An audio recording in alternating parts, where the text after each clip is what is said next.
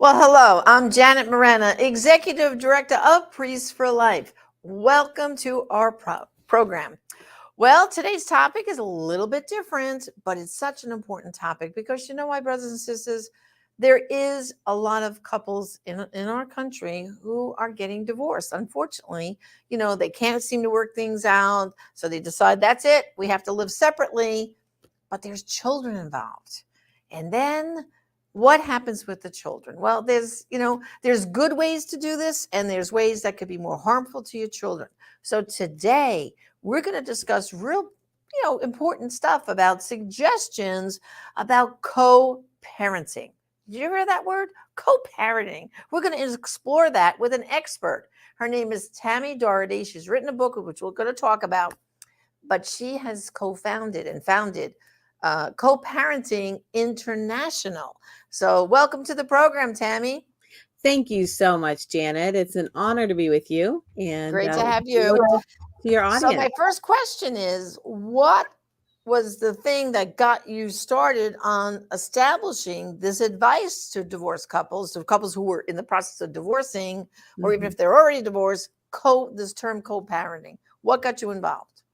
Well, it's interesting, Janet. I think looking back, I'm 53 now. I think God started preparing me for this work when I was a child. I come from a divided family. I was actually an unplanned pregnancy. They were quickly married in a little farm town out in Colorado in 1968, 69. And then here I came. But mom and dad were divorced when I was one. So I grew up in a divided family. Now, they were both really important and passionate and loved me and showed up. But as a kid, I experienced a lot of complications with co-parenting. So fast forward, I live in Nashville, Tennessee. I was married 8 years, 5 years of marriage and family counseling because I never ever wanted to be divorced. But when our daughter was one, her dad and I became co-parents. And so that was in the year of 2000. And to be honest, I was looking for resources back then to help us because I knew a lot of what the experience was for children, but I wanted to learn from other parents who had done this, with their children for years. And I started looking for books and videos and resources, and unfortunately, I couldn't find anything. There were a few things out there, but they had such a negative, harsh title that I didn't even want to touch those books. So I used to be an event producer. And so I started producing events for divorced parents, having experts come in and talk to them and just expose hope to hurting moms and dads and help them know that they can get through this and that their children can thrive. And that not that we're endorsing divorce or trying to say it's easy, but we're trying to bring hope to moms and dads and be a voice for kids. So there's a couple puzzle pieces that God has used my life experience to also now do this ministry. And then I'll say the last thing there is I did go to Trevecca here in Nashville, got a master's in marriage and family therapy to really focus on conflict in families and trying to help people process that. And so I have a master's in marriage and family and run a counseling center here, and then travel and speak all over the country, just speaking up for kids and families in complicated relationships. So I've lived it and I care about it, and I'll do this till my last dying breath. Well, and then, Tammy, as a couple journeys to that point where they say, that's it, we're getting a divorce, or one of them tells the other one, I'm out of here, I'm leaving. Sure. There's things that lead up to that. Sometimes it's years, sometimes it's months, whatever. But the thing I think is the worst thing that parents do is they argue within earshot of the kids. So the kids are hearing all this negativity, the name calling, the arguing, the fighting. What can you speak to that in your experience?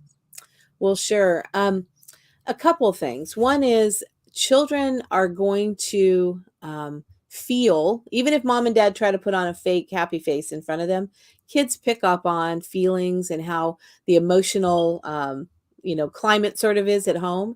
And so the most important thing I think for parents, especially if they're considering separating, or maybe they already are, is to try to always think about how to protect the kids. And protecting the kids means, yeah, we're going to have those hard arguments, But trying to shield them from that is one of the first most important things parents can do. Now, people listening today may say, well, that's too late, right? We argued in front of them for years and then we divorced. And so the good news is, even if children have been exposed to arguments and pain between their parents, what happens after they separate and move into two spaces, that is what has the most long lasting effect on the kids. And so one of the number one things, Janet, that I always say to parents is, they're going to go through what we call a handoff, where they exchange kids back and forth between moms and dads' homes. And that may happen at a parking lot at McDonald's, or it might be at the front door of one of their homes. How they do that, quite honestly, is one of the most important factors moving forward, because kids are going to go through that experience anywhere from 400 to 600 times in their childhood. So usually there is pain leading up to the decision to separate and divorce, and that's not easy on anyone. And also, I forgot to say, I work with kids age 6 and up.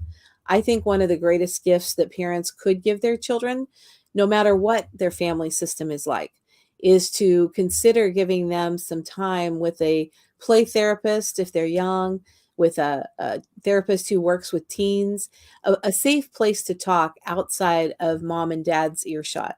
Because kids are going to feel things and experience things, and they're going to be a little uncomfortable even talking about it to their parents. So I'm a huge advocate for trying to give kids a safe place to talk. And sometimes that just starts with the school guidance counselor, someone, an adult in their family that, or in the child's life experience, that they could have a trusted, safe conversation with. So there's Right. nothing easy or pretty about divorce and its effect on adults and kids. Everybody's hurting, but those children, trying to figure out, is there any way we can compartmentalize the arguments, the negativity between us, and protect our kids from hearing that. Yeah. Well, I think the exchange of the children probably is one of the more difficult challenges there because, like you just said, I don't think the ideal place is, you know, it's mom's turn to give the child or the children over to dad. Well, either dad comes to her home and picks them up, or she drops them at where he's living now. You know what I'm saying? Or vice versa, as opposed to a parking lot or a McDonald's or so on. But nowadays, I've noticed sometimes children are being put on, because I travel a lot, are planes, and Oh, they're being delivered by a plane to the other sure. parent, because over time jobs change, people move, so I don't know. I feel very sorry for the kids who are being Mm, shuffled like that. And then the other question I was asking is, in both homes, they have their own rooms, their own stuff. And then, so what do? They have to remember, oh, I need to take my iPad. Oh, I have to take my school books. Oh, it's like all this stuff also. sure. And then the final thing is that there's a competition sometimes between the parents, like to spoil them, which is another whole. But anyway, Oh, let's talk about first the exchange of the kids. Like, to yes. me, that's critical. The Oh, attitude, the body language when they're yeah. exchanging their children, right? Oh, you nailed it, Janet. That's actually, there are three really important things about the exchange, that regardless of where they're doing it or how it's happening, the parent that has the child and is prepping them to go to the other home, it is so critical to think very intentionally about your facial expression, your body language, and your tone of voice, because that right there communicates to a child if everything's okay or if everything's not okay. And unfortunately, sometimes there's a blind spot where parents are hurting, right? None of us like saying goodbye to our kids. And sometimes parents unintentionally will get very emotional and, oh, I'm going to miss you so much. They might well up with tears. The parent, the adult, feels all of this, feel all these piles of feelings. And then the child's really confused because they end up becoming the caregiver for their parent. Right. Oh, mommy, don't be sad. Oh, mommy. And so one of the most important things across the board is, if you want to help your child have a whole and healthy heart, it's not about your former partner. It's not about the fact that they're having parenting time. It's not at all about that other person. It's about your own child. The greatest gift you can give them is a peaceful, hope-filled handoff. Actually, what I would call a happy handoff. Now, Right. people listening that are in the middle of doing this, they're going to throw a rock at the computer. They're going to what do you mean a happy handoff? Nobody's happy. And I understand this is a time that adults really get triggered with each other because you're having to most likely see that other parent who broke your heart. Maybe they were unfaithful. Maybe there's still a lot of painful things happening through the legal system, right? And yet you have to show up and exchange children. And so the intentionality about this is not about the other adult. This is all about that sweet child or children that you love. And usually when I'm working with co-parents together, I that's the number one thing for all the things they don't agree on and all the pain between them. 99% of the time, they both love their children with a indescribable love. They do anything to give their child a great life. And so that's when people ask me, what's the one thing? I always go to the handoff. Having a happy handoff, using Right. a tone of voice that says to your child, you have my emotional permission to go and love your other parent, and working, even role playing that with a best friend ahead of time. How Right. in the world am I going to smile or have a happy handoff, Yeah. right? This lady's crazy. Mhm. Yeah. But the way I parallel that is if you think about the first day your child went to school, and maybe it was kindergarten or first grade, or maybe you moved to a new city, right? And they're getting ready to go to school. Well, if there's a kid who's not running down the sidewalk excited, maybe they're holding on to their parent and they're unsure, well, I don't know if I want to leave. Well, what does every parent do? We cheer for them, right? We get down on their eye level. We talk about, hey, buddy, you're going to have so much fun at school today. You're going to you talk about where they're going, things they're going to do. You're going to meet new teachers. You're going to make friends. You're probably going to play out on the slide, right? And we, as a parent, we give them the emotional cue that they're going to be okay. And so Yeah. I challenge parents, go back to that experience, whether it was dropping your child off at summer camp or taking them to school, right? The same loving way that you cheered for them to have confidence and to go. That's the kind of emotion and facial expression and body language you actually want to use at a handoff. And the Right. second thing, real quick, is one thing that parents really struggle with is making eye contact or even speaking to each other. Right. And I try to remind parents that though you have a history with that adult that is painful, your child isn't, don't make them pay for that. And Right. and to the child, mom and dad are the superheroes, right? They're their favorite two humans in the world. And if there are two people they love more than anything, and yet they act like they don't know each other, they don't make eye contact, maybe they're really rude, with their facial expression and they say horrible things to each other. Boy, Mhm. that right there is what defines for children a life that feels broken, because that brokenness, children internalize it. And a lot of kids I work with, they feel like it's their fault, that mommy and dad they always are arguing about me, it's my fault. Maybe if I would have got better grades, mommy and daddy won't argue. And so though the adults understand this argument is between them, the children are going to absorb that. And so I say to somebody listening, try with every ounce of your being to find a new way to show up at those handoffs, because Right. you don't want your children to carry that pain forever. You don't want them to feel like it's their fault. And Right. so the Well, last you know what, Tammy? The handoff probably only takes about 5 minutes. You know what I mean? So you know what? Go for an Academy Award of acting for that yes, 5 minutes, right? absolutely, Janet. It's I an love Academy that. Award performance. You can do it, is what I Yeah. would be saying, right? Oh, So, oh okay, yes. handoff. But I think the hardest thing is the holidays. Like, whose Mm, turn is it this year to have the child for Thanksgiving, and whose turn for Christmas? And not all families celebrate Christmas, but whatever that's special around December, Hanukkah, mhm. Christmas, Kwanzaa, whatever it is. But Thanksgiving, all of America, no matter what your faith is, we all do Thanksgiving. And if it's handing them off, I think for a holiday must be even more stressful, but also stressful for the children. And then I think when it comes to occasions, like who has the kid for the birthday, and then Mhm. who's buying the bigger present, and it becomes all this competition of, Oh, well, daddy got me a new little electric car. Oh, but mommy got me and my own iPad. And you know what I mean? Like, so there's this jealousy of between the parents and Yeah. and and you're spoiling the kids, so how do you address all that stuff? Well, you have great questions here, Miss Janet. I will say, one of the hardest things for the adult is to share their children at those big moments, right? People get used to how they do holidays, they get used to the special memories, and they don't want that to change.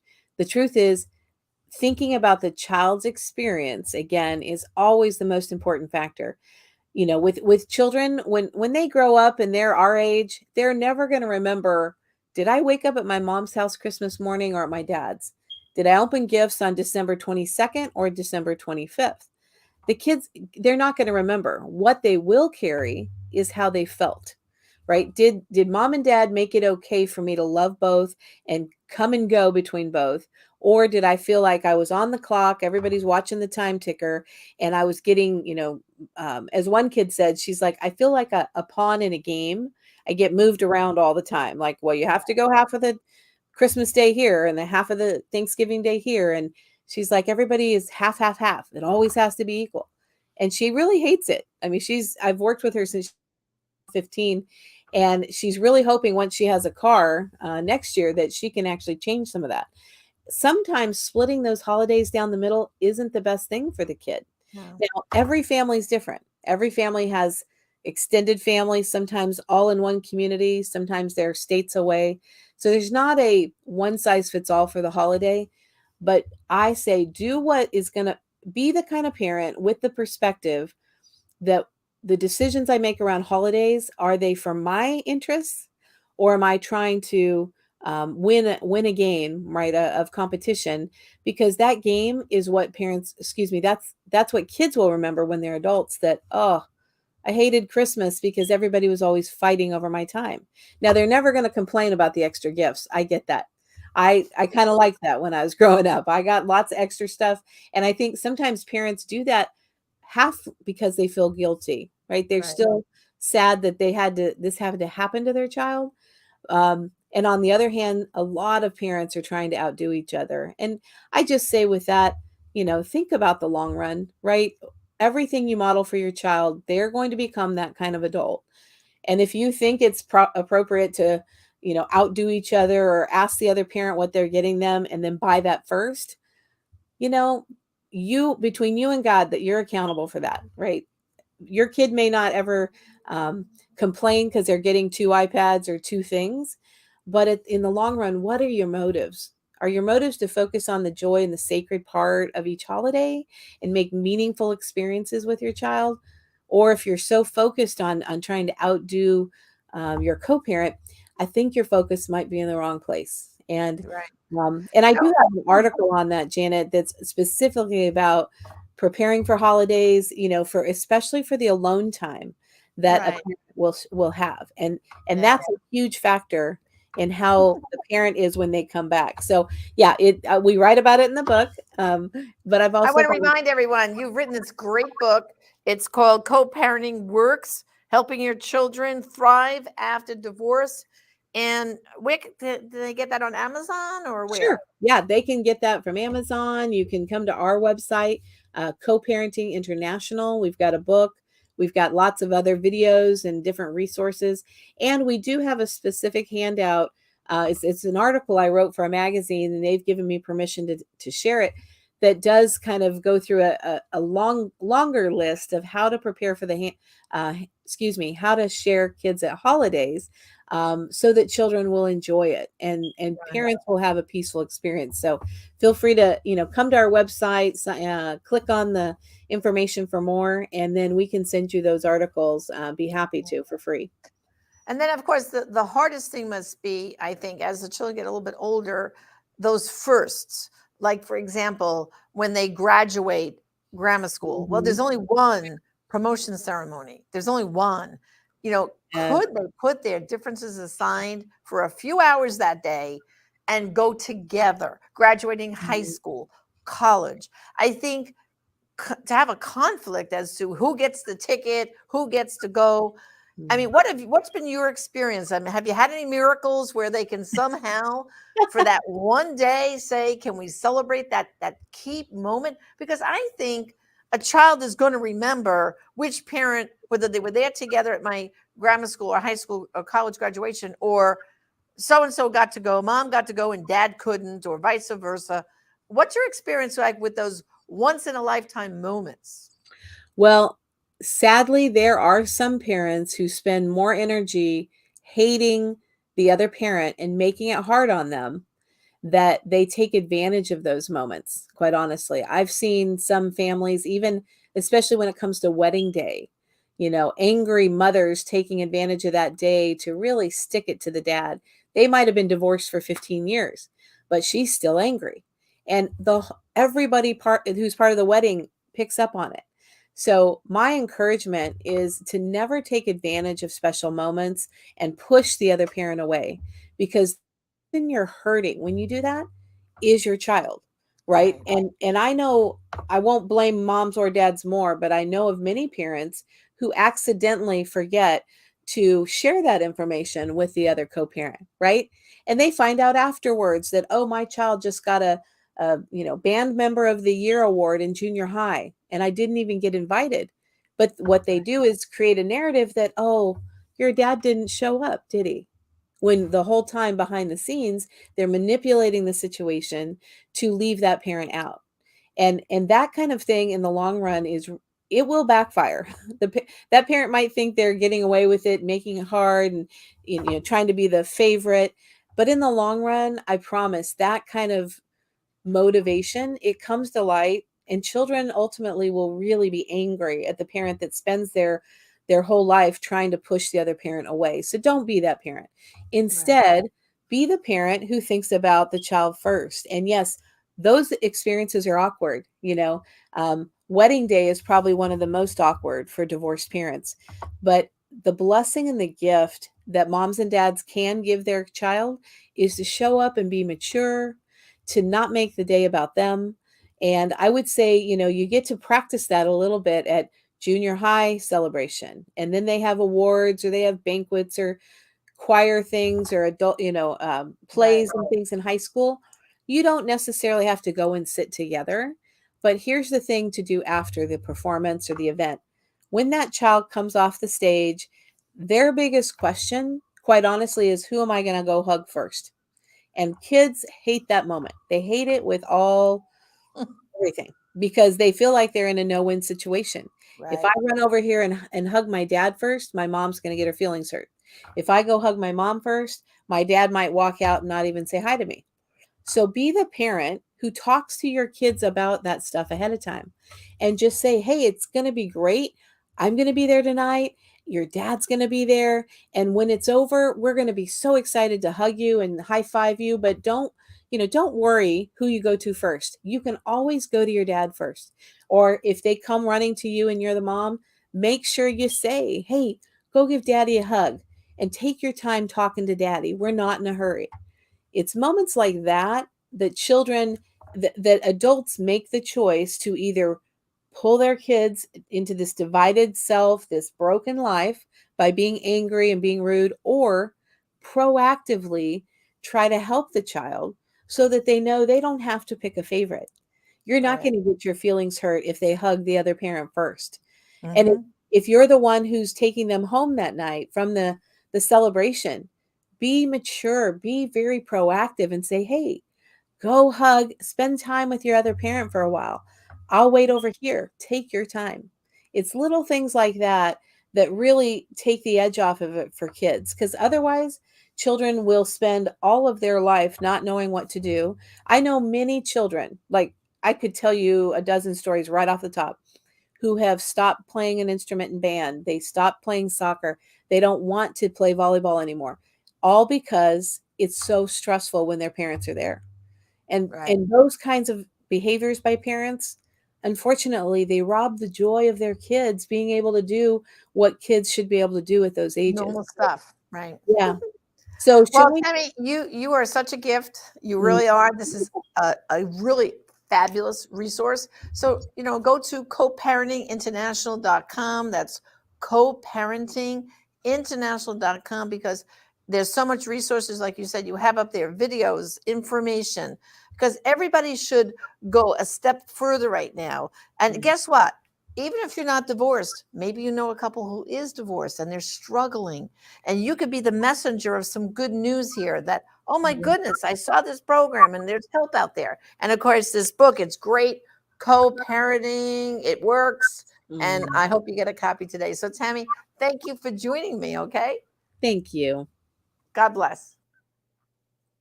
Well, brothers and sisters, I hope you found this discussion honest and helpful. And I understand, listen, the goal is we don't want to see anyone getting a divorce at all. As Christians, we want to heal marriages and stay together as much as we can. But obviously, by statistics, we know a lot of couples are getting divorced. And so we've got to take steps to do what's best for our children so we raise healthy children, even though their parents are divorced. So thank you for joining me. Until next time, Janet Morena, Executive Director, Priests for Life. God bless you.